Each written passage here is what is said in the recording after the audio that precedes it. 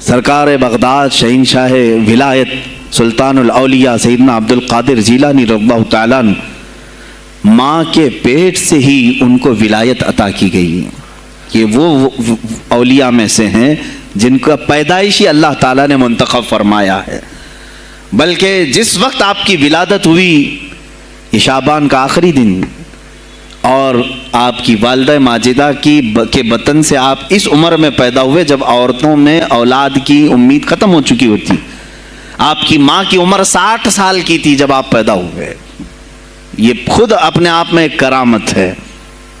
اور سرکار بغداد رضی اللہ تعالیٰ عنہ جب جیلان میں پیدا ہوئے تو آپ کا معمول تو دیکھیں، آپ کی ماں خود بتاتی ہیں، دوسرے سال غالباً لوگوں کو چاند میں شک ہو گیا، 29 کا چاند نظر آیا کہ نہیں آیا۔ بعض کہنے لگے ہو گیا ہوگا، بعض کہنے لگے نہیں ہوا ہوگا۔ تو یوم الشک کہتے ہیں، یعنی 30واں جو شعبان کا ہوتا ہے، وہ ایک رمضان بھی ہو سکتا ہے، 30 شعبان بھی۔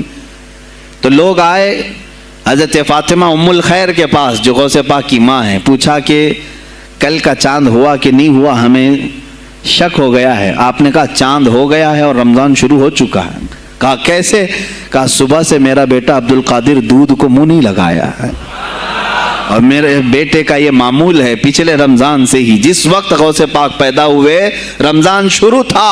ان کی ماں کہتی ہیں سحری سے لے کر افطار تک غوث پاک اپنی ماں کا دودھ نہیں پیتے تھے۔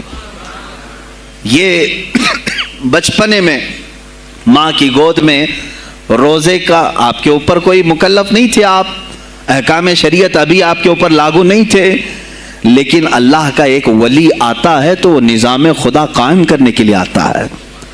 آج میں اسی پر گفتگو کرنا چاہوں گا۔ اللہ کے اولیاء ظاہر کیوں ہوئے دنیا میں اور کیوں آتے ہیں؟ ان کا سب سے بڑا مقصد دنیا میں آنے کا، جلوہ بار ہونے کا، وہ یہ ہوتا ہے کہ نظام خداوندی کو زمین پر قائم کریں۔ جس کی کائنات ہے اسی کی بات یہاں پر قائم ہونی چاہیے۔ اب یہ باتیں وقت کے ساتھ گزرتی جاتی ہیں اور لوگ بھول جاتے ہیں۔ آپ سب کو پھر میں یاد دلا دوں، میرے عزیز، میں نے بھی اور آپ نے بھی اللہ سے ایک وعدہ کیا ہے، ہماری روحوں نے اللہ سے وعدہ کیا ہے۔